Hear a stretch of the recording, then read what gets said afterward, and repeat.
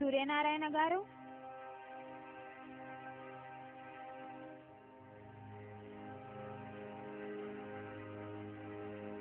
సూర్యనారాయణ గారు,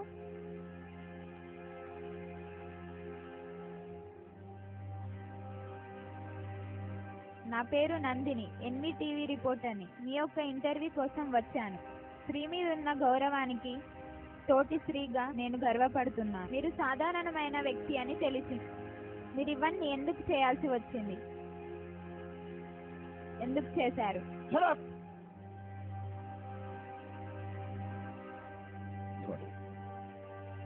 ఎందుకు చేసావని కాదు, ఎందుకు చేయాల్సి వచ్చింది అన్నది. Good morning master. Good morning అమ్మా.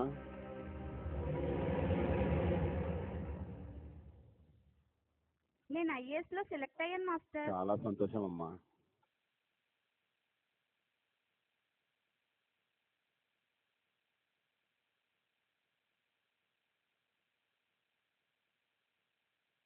నేను మాస్టర్ తో కొంచెం పర్సనల్ గా మాట్లాడాలి. ఓకే, సాయంత్రం కలుద్దాంరా.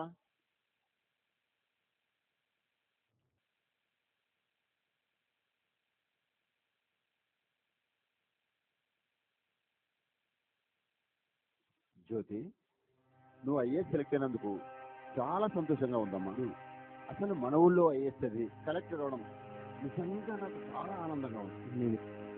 అవును, ఇంత సంతోషకరమైన వార్త చెప్పి నువ్వు అంత గల్లగా ఉన్నావు.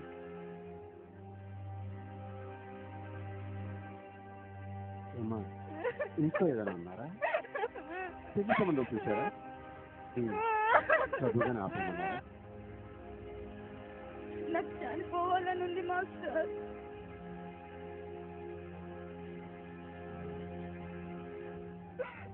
ఐఏఎస్ రిజల్ట్ చూసి వస్తుండగా బస్ స్టాండ్ లో బస్ కొరకు వెయిట్ చేస్తున్నాను.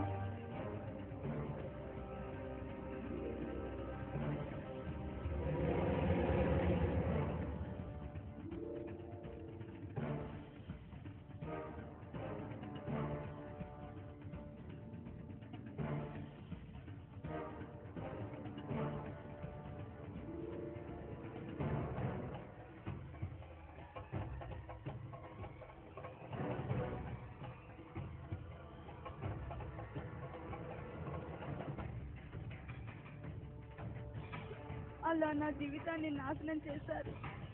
ఈ రోజుల్లో నన్ను నేను కాపాడుకోలేను. నేను రేపు ఐఏఎస్ చేస్తూ ప్రజల్ని ఎలా కాపాడుతాను అనే ఉద్దేశంతో ఈ నిర్ణయాన్ని తీసుకున్నాను మాస్టర్.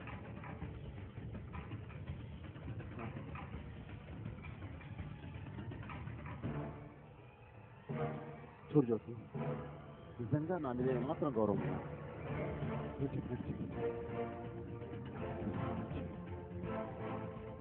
అలాగే మాస్టర్.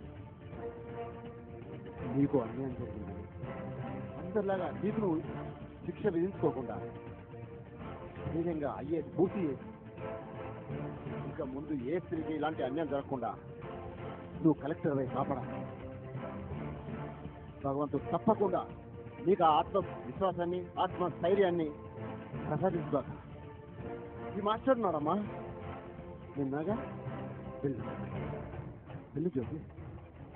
ఇంకేని న్యూస్ చెప్తామని వచ్చిన జ్యోతికి జ్యోతి జీవితాన్ని చేదుగా మిగిల్చిన మిమ్మల్ని వదలండి వదలండి వదలండి.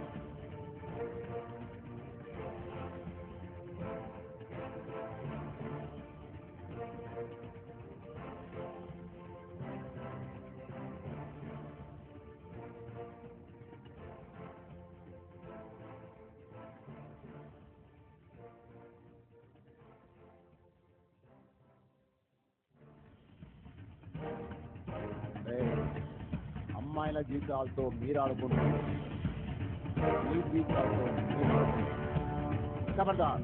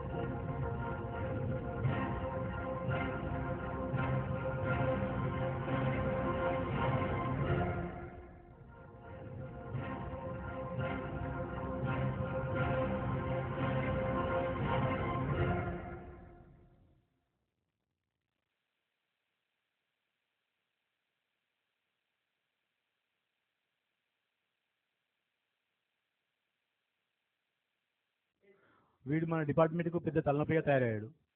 అసలు మనిషి ఎలా ఉంటాడో తెలియదు. కనీసం ఆనవాళ్ళు కూడా దొరకడం లేదు. మిస్సింగ్ కేసులు ఇప్పటికీ 8 నమోదయ్యాయి.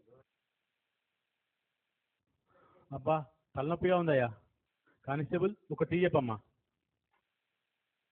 నమస్తే సార్. ఓకే కూర్చోమ్మా, చెప్పు. మా తమ్ముడు 2 రోజులుగా కనపడతలేడు సార్. నాకు ఎందుకో భయంగా ఉంది. సిటీలో సైకో తిరుగుతున్నాడని తెలిసింది. కొంచెం తొందరగా వెతికి పెట్టండి సార్. మీ తమ్ముంది ఏదైనా ఫోటో ఉంటే ఇవ్వండి.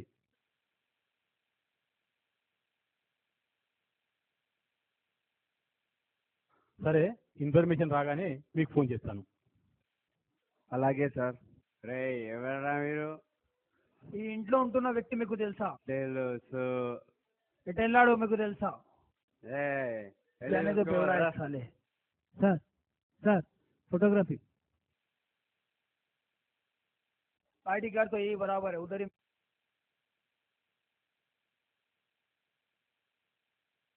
హలో సార్, నేను ఎస్ఐ శ్రీనివాస్ని మాట్లాడుతున్నాను. बोलो। శంకర్పల్లి హైవే దగ్గర हाँ మన కానిస్టేబుల్ ఒక అపరిచిత వ్యక్తిని చూశాడు. मैं उधर ही जा रहा ఆ, అలాగా, సరే సరే, ఓకే. हूँ। इस घर में फोटो मिला है, ठीक है मैं उधर आ रहा हूँ।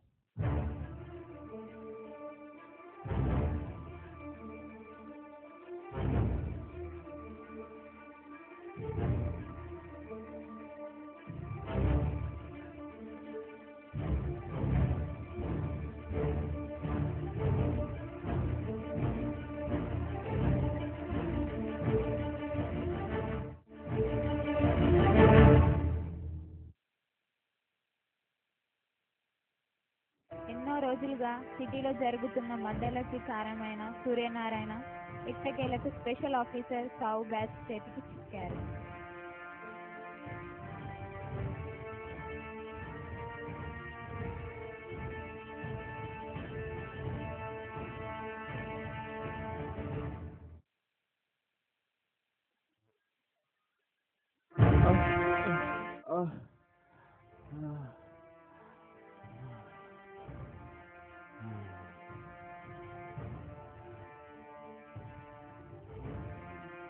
మిస్టర్ సూర్యనారాయణ్, చెప్పు ఎందుకు చేశావు? ఇంతమందిని చంపడానికి కారణం ఏంటి? చెప్పండి సార్. ఎన్ని రోజుల నుంచి డిపార్ట్మెంట్ని షేక్ చేశాం, మీరు ఇంత సైలెంట్గా ఉంటారా? పోనీ నాకేం తెలియదు, నేనేం చేయలేదంటారా? ఇవన్నీ నేనే చేశానంటూ ఒప్పుకొని ఈ పేపర్ మీద సంతకం పెట్టండి.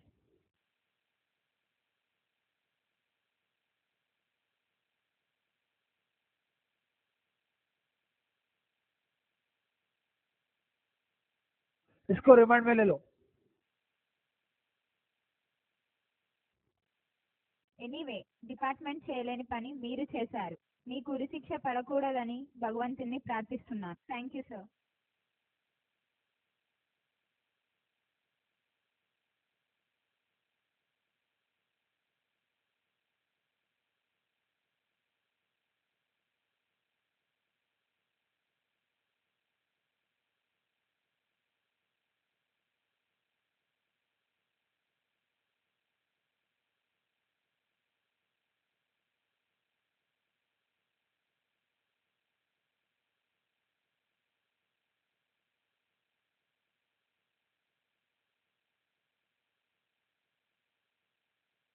మిస్టర్ సూర్యనారాయణ, రేపు ఉదయం మిమ్మల్ని ఊరిస్తాం.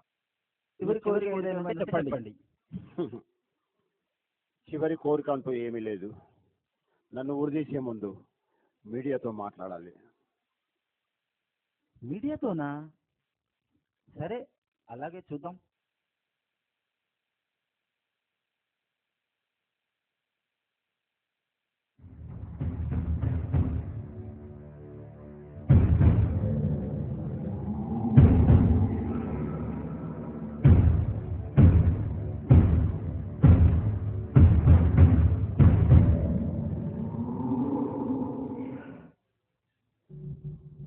సృష్టికి మూలం స్త్రీ కదా. అమ్మ, అక్క, చెల్లి, భార్య అందరూ స్త్రీలే. అయితే స్త్రీలను మనం ఎంతవరకు గౌరవిస్తున్నాం? ఓకే, మనం పుట్టడానికి స్త్రీ కావాలి, సుఖపడడానికి స్త్రీ కావాలి, సేవలు చేయడానికి స్త్రీ కావాలి. స్త్రీ అంటే మగవారికి తోకన. ఒంటరిగా కనబడితే మృగాల్లా మారుతారు. వాళ్ళలో కొంతమంది మాత్రమే, నేను అందరినీ అనట్లేదు, రోజు న్యూస్ పేపర్లో చూస్తున్నాను. ఆగడాలతో పహాడీ షరీఫ్, వికలాంగులపై అత్యాచారాలు, అందులో కాలేజీ అమ్మాయిలపై అత్యాచారం.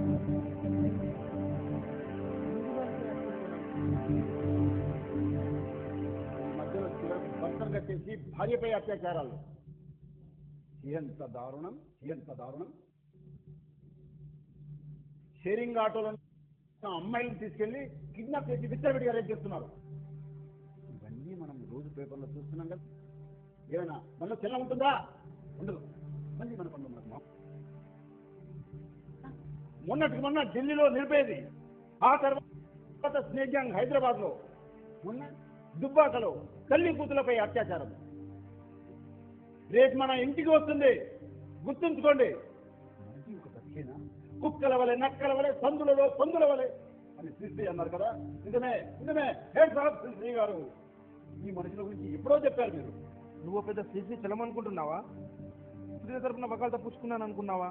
నాకు నచ్చింది, నువ్వు అనుకున్నది చేశాను. మీకు తెలుసు కదా, గాంధీజీ మనకు స్వాతంత్రం ఇచ్చినప్పుడు ఏమన్నాడు? ఆడది అర్ధరాత్రి స్వతంత్రంగా తిరగొచ్చని. అసలు కొత్త పనులు తిరగలేని పరిస్థితి కదా. పార్కుల్లో ఎక్కడ పడితే అక్కడ ఆడవాళ్ళపై అత్యాచారాలు జరుగుతున్నాయి కదా. ఇది ఇలా జరుగుతూ పోతూ ఉంటే స్త్రీ జాతి మనకు చాలా కష్టమవుతుంది. మీరు చేసింది నాకు తప్పనిపించడం లేదు. ఆడపిల్ల పుట్టగానే చంపేవాడు చదువు రానివాడు, స్కానింగ్ చేసి చంపేవాడు చదువుకున్నవాడు. పుట్టి బట్టగట్టి రోడ్డుపైకి రాగానే ఇదిగో అత్యాచారాలు. చట్టాన్ని చేతుల్లోకి తీసుకోవడం తప్పు కాదా మీది? ఆడవారిని, స్త్రీకి విలువివ్వండి. ఎక్కడో ఢిల్లీలో జరిగింది, హైదరాబాద్ లో జరుగుతుంది అనుకోకండి. దుబ్బాకలో జరిగింది కదా, రేపు మీ ఇంట్లో జరగచ్చు, మీ అక్కయ్యకో చెల్లికో జరగచ్చు. అప్పుడు ఏం చెప్తారు? ఆడవారిపై అత్యాచారం చేస్తే సంతోషావు నువ్వు? ఇదంతా చెప్పి ఉరిశిక్ష తప్పించుకోవడానికి ఏదో చెప్తున్నాను అనుకుంటున్నారే, అలాంటిది ఏమీ లేదు. మరోసారి చెప్తున్నాను, సృష్టికి మూలం స్త్రీ. ఆ జాతిని కాపాడుకోండి, అమ్మును కాపాడుకోండి.